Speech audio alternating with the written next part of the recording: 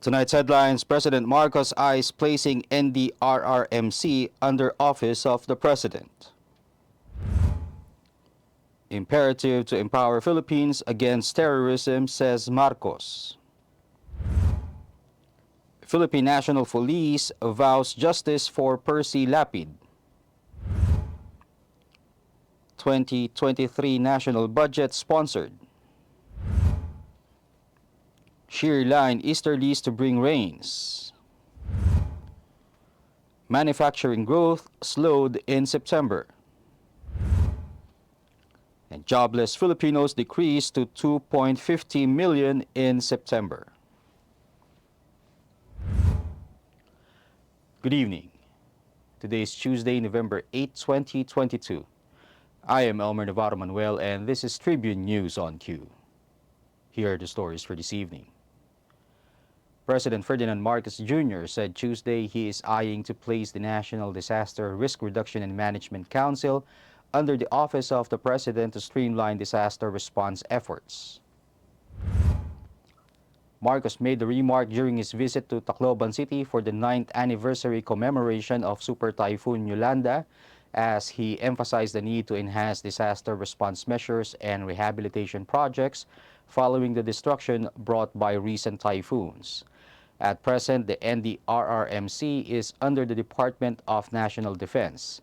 It is responsible for ensuring protection and welfare during times of disasters and emergencies.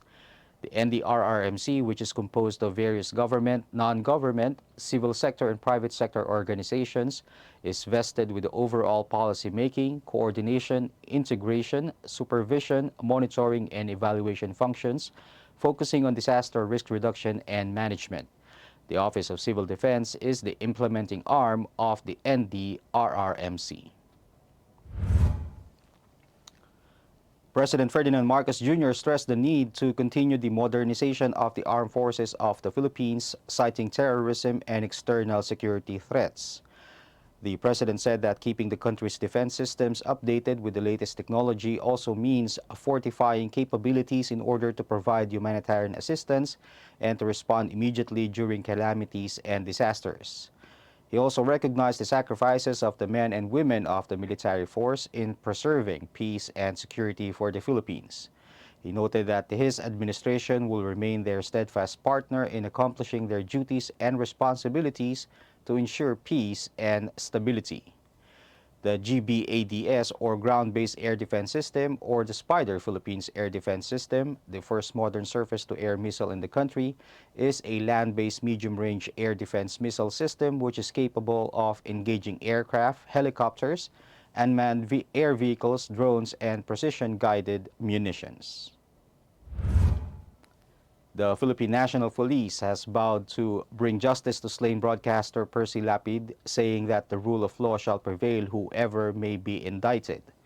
The PNP also said that they owe it to Lapid's family and colleagues from the media to deliver justice and put closure to his murder.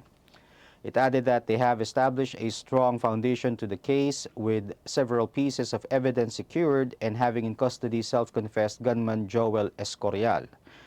The testimonial evidence from the sister of alleged middleman June Villamor and his presentation of the dying declaration have reinforced evidence to the case, according to the PNP. Tribune News on Q will be back after these reminders. Mga impormasyong direktang makukuha mula sa sources at diretsahang usapan. Yan ang atid namin sa inyo sa programang Straight Talk. Samahan nyo kami sa makabuluhang talakayan live tuwing Martes alas 10 ng umaga sa official Facebook page ng Daily Tribune at Tribune Now on YouTube.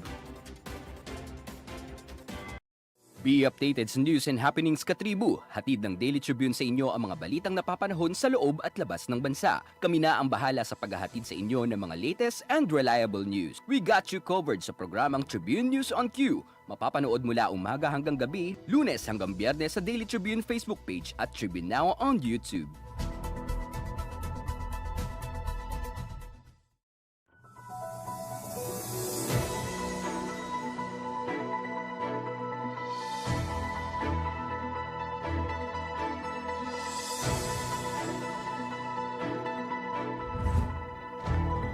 In other news, the General Appropriations Bill containing the 5.268 trillion proposed national budget for 2023 reached the Senate plenary on Tuesday after Finance Committee Chairman Sonny Angara sponsored the budget bill a day after the 19th Congress resumed its sessions.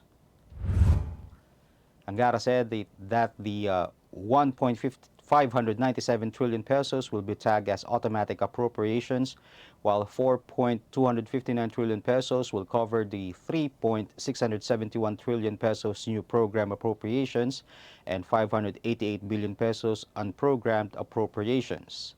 Although this is the first budget of the new administration, Angara said the 2023 GAB will still fund the big programs and projects of the previous government.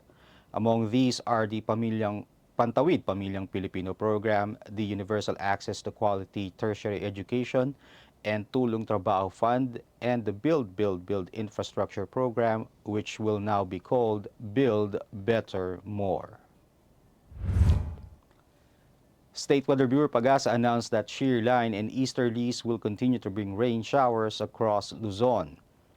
Pag-asa said the cloudy skies with scattered rain showers and thunderstorms may prevail over the provinces of Batanes, Cagayan, Isabela, Aurora, Quezon, Quirino, Camarines Sur, Camarines Norte, and Catanduanes due to the weather systems. Partly cloudy to cloudy skies with isolated rain showers or thunderstorms may be experienced over Metro Manila and the rest of the country due to the easterlies and localized thunderstorms. Forecast wind speeds in northern Luzon will be moderate to strong, accompanied by moderate to rough coastal water conditions.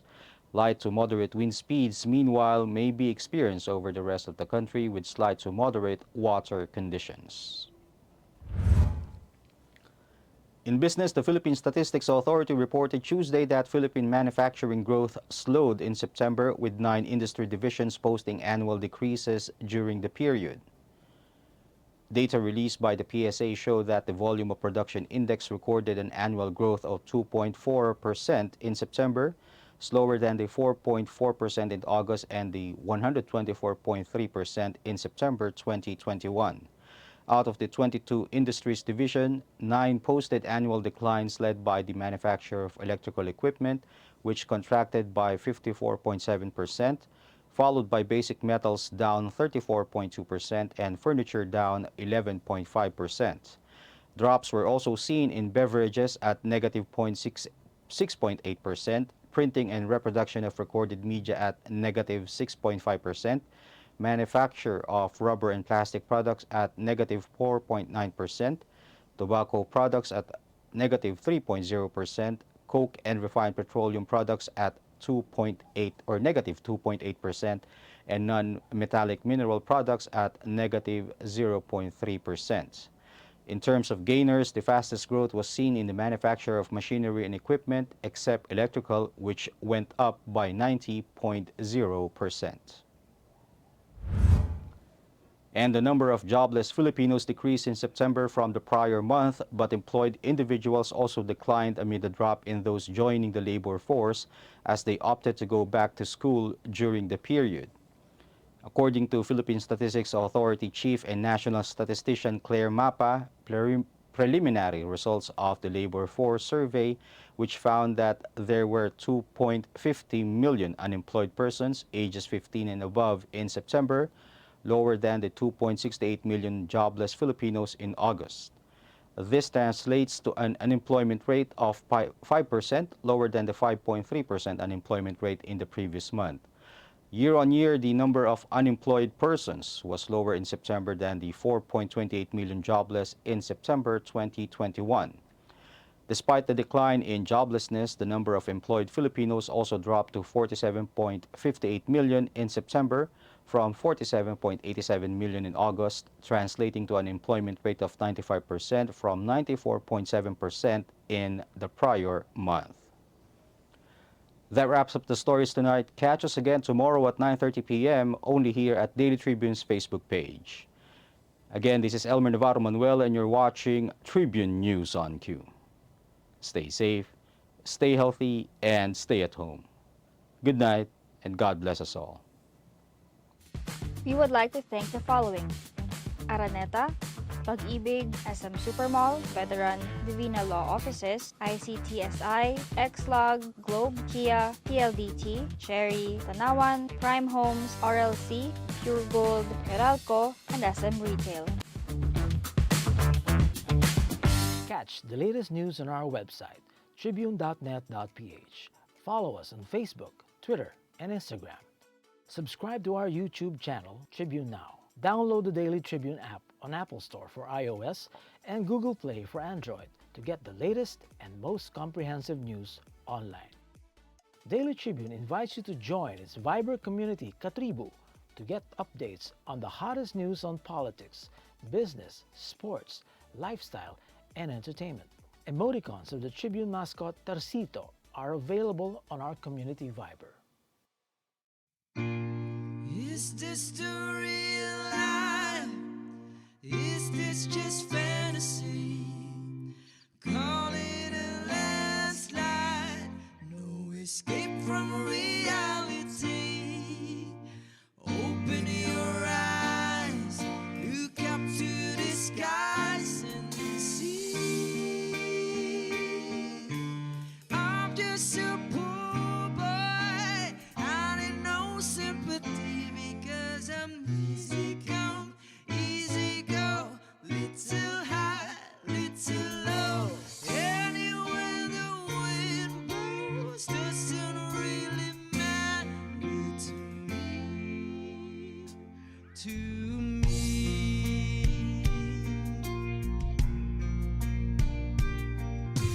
Mama, you killed a man, put a gun against his head, pull my trigger, now he's dead. Mama, life has just begun, but now we're gonna throw it away. Mama,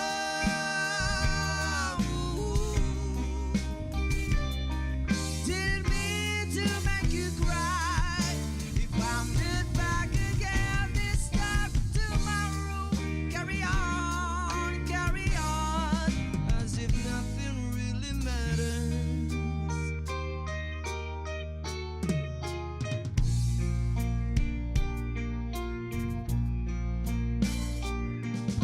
It's too late, my time has come.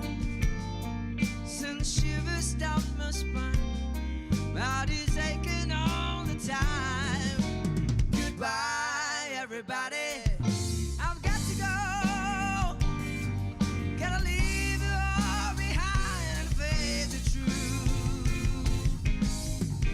Mother,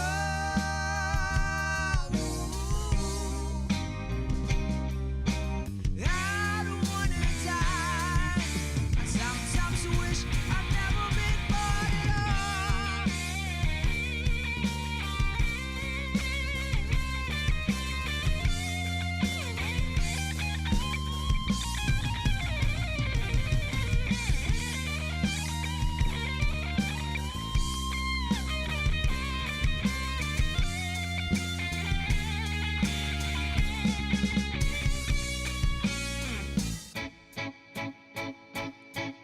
I see a little silhouette of a man. Scaramouche, with you to the fandango. Thunder, rolling lightning, very, very frightening. Big Galileo, Galileo.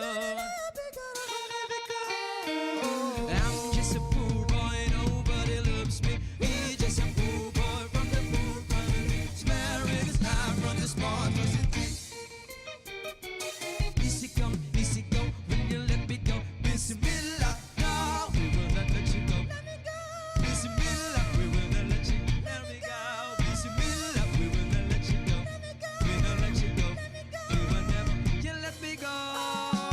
No, no, no, no, no, no, no. Mamma mia, mamma mia. Mamma mia, let me go. Beelzebub has a